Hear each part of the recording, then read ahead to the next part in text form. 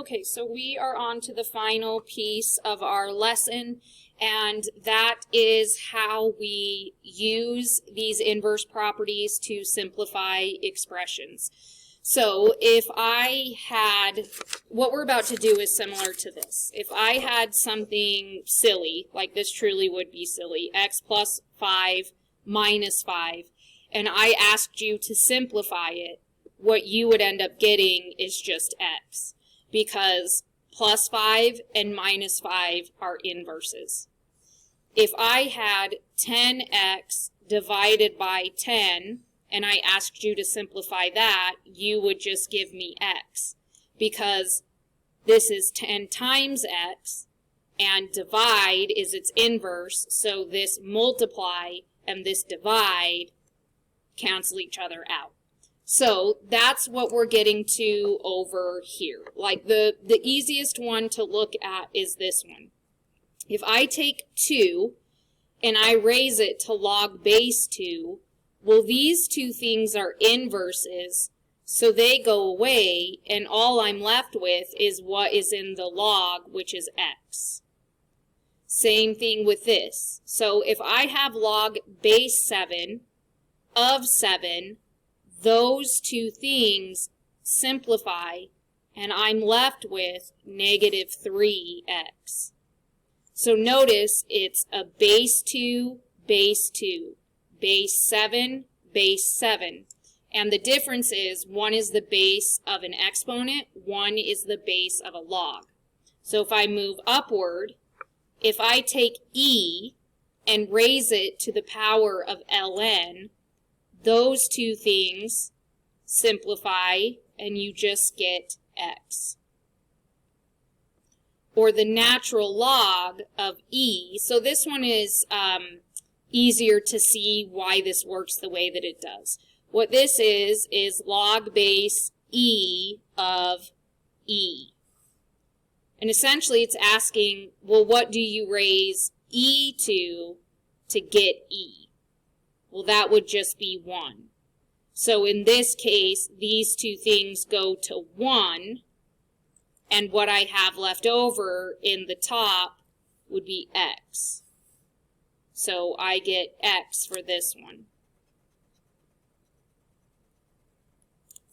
And then log, remember this is the common log, so log base 10 of 10, those simplify, and I just get x. So notice, or I guess I should say one thing to notice is, if you start with a log, then you put that against a base. So you say log base 7 of 7. This is the log, this is the exponent. If you start with an exponent, you put the log in the exponent position. So I know that that probably sounds really weird, but that is how we do it. So I'm going to erase these. And now we're going to get into simplifying these expressions. So I'm taking log base 2, sorry, that's not log. I'm taking an exponent base 2 and raising it to the log base 2.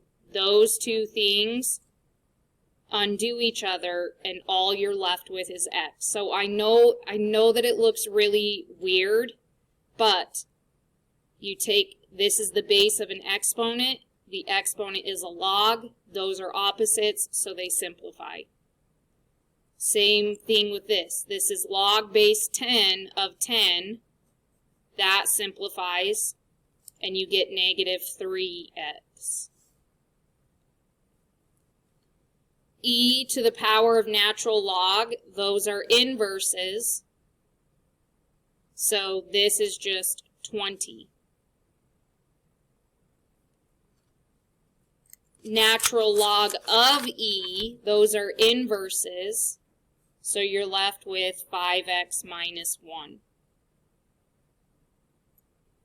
Now this one we have to change around a little bit, because in order for me to get rid of the log base 5, this also has to be base 5. Well, I can rewrite 25 with a base of 5. It's 5 squared.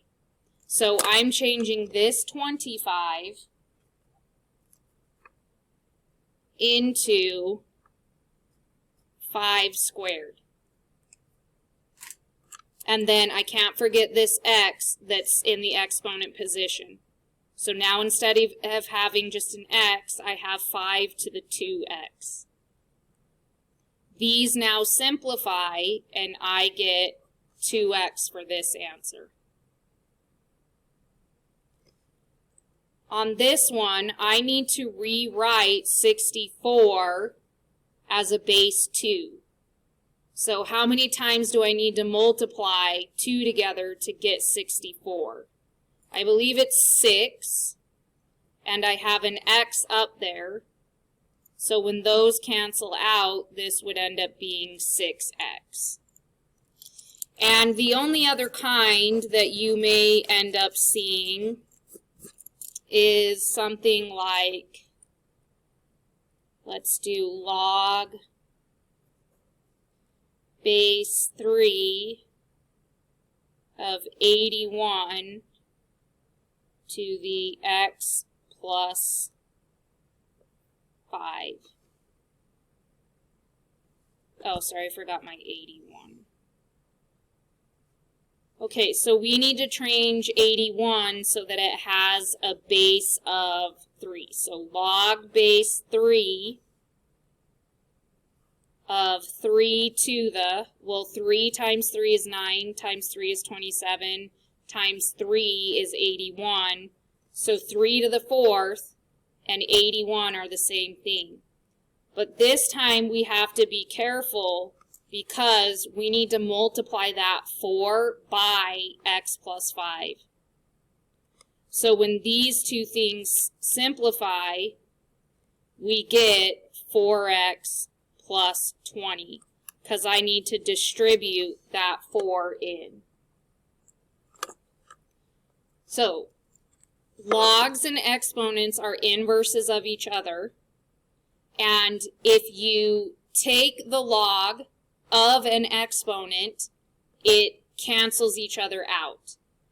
So if you take the log of an exponent, or if you exponentiate, or you use as an exponent a log, those cancel each other out.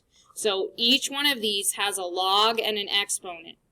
So here you have a base 2, your exponent is log 2. So the log is in the exponent. This one, the exponent is in the log.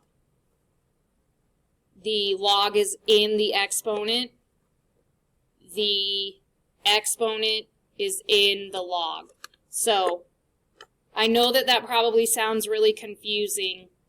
I don't really feel like my explanation is adequate, but I am hoping that this will help you move forward a little bit on these kinds of problems. Okay, I paused the video to see if I could come up with an explanation that was better than what I was saying for why this works. So I think I did. And what I want to look at is these two inverses together.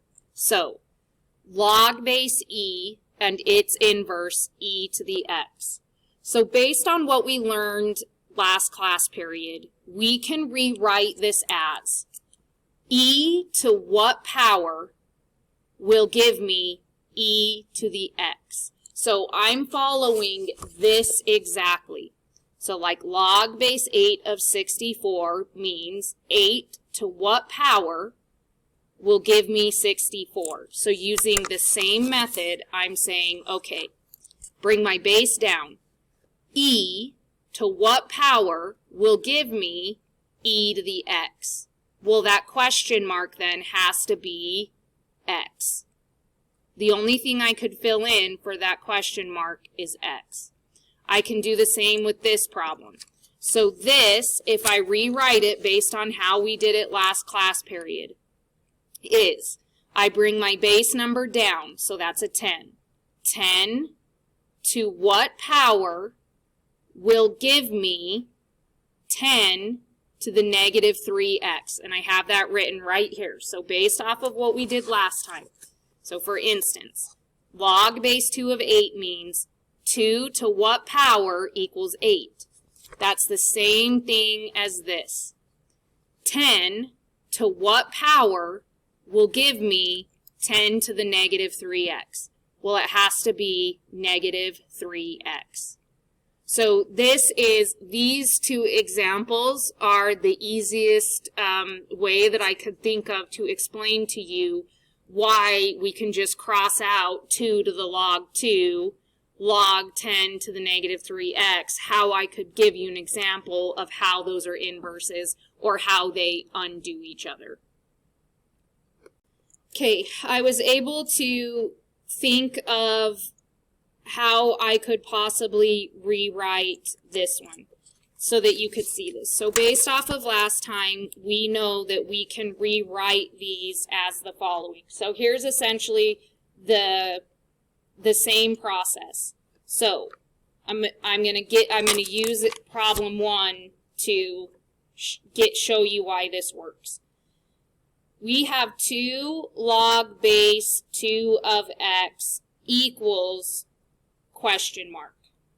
So if I'm following this method to rewrite it, what I do is I bring down this 2 and I say log of base 2. And then I switch these two things. Is question mark equals log base 2 of x. So what does the question mark have to be in order for these to be equal? Well, it has to be x. So in order to make these equal, all I have to do is fill in an x there. Which is why on this page, when you get 2 to the log base 2, those things undo each other and we're just left with x. And I rewrote that here as well. What do I need to replace the question mark with? And remember, this is that process that we used last time. So I'm going to rewrite it one more time. What this really is asking us is the following. This is a question mark. And based off how we rearranged these last time, we brought this down and made the 2 the base on the log. We moved this to the other side of the equals, and we moved this next to the log. And hopefully this shows you then that the only answer for this one is x. And if you go through and rearrange these, you will see that that's why these all simplify to what they do. Now, if that last explanation, you're sitting there going, I don't even understand what the world is happening, then you just somehow need to take away that if you put an exponent and its inverse or log and its inverse right next to each other, they undo each other and you're left over with what's in the variable position. So you have 9 questions on this, I believe. It's on the back of your quiz. I would encourage you to rewrite it. So this one, log of 10 to the log of 5x equals question mark. What I do is I bring this down, I make this log base 10. The question mark comes here. The log base, or the log of 5x comes here. What do I need to make those equal 5x? So that means these undo each other and your answer is 5x. So this process is this part of last time's lesson. I know that that's a lot. I know that it's a challenging idea, but being honors kids, I would really encourage you and push you to watch this part of the notes as much as you need to so that these inverses make sense. Okay, that's it.